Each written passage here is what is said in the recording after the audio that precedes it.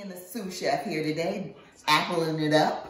Today is apple pie filling day. Yay. So we're cutting and slicing apples, gonna make the apple pie filling, and then we're going to actually freeze that until Thanksgiving Day, when we'll make the pie with our homemade pie crust, which we'll do at a later time, and you'll see that as well. So the sous chef has this contraption here, makes it easier. Apple peeler. I was just saying to him, man, the ladies who used to do this all by hand, I tip my hat to them, because there's no way that us ladies of today would probably bake an apple pie unless we had something to help us along the way. So he's doing that. We've already got a whole bowl full of apples over here that have been sliced, peeled, cored, and we're just waiting right there. You pour the lemon juice on it? That's what I was about to say, Sue. Okay, well, I'm just helping you. That's what Sue's do.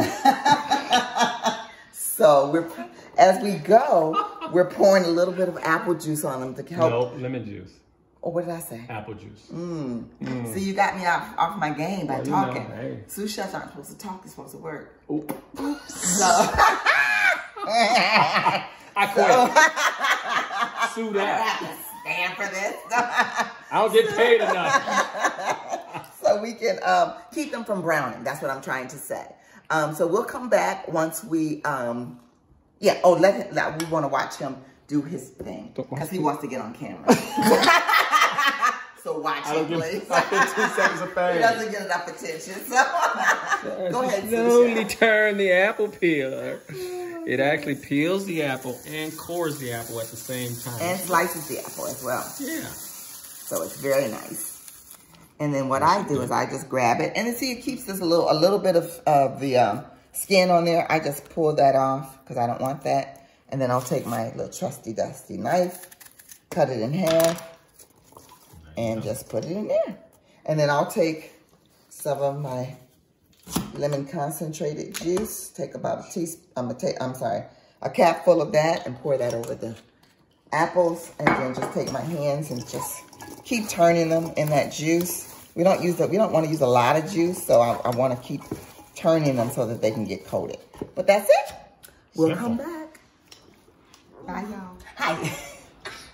So, the apples have been sliced, peeled, cored, and we're waiting to put them in. But this is one of the tricks that I do, especially if I'm going to do an apple pie filling that I'm going to freeze. I have inside this cauldron. You want to move over here? Oops. Okay. I have some apple cider. I have some lemon zest.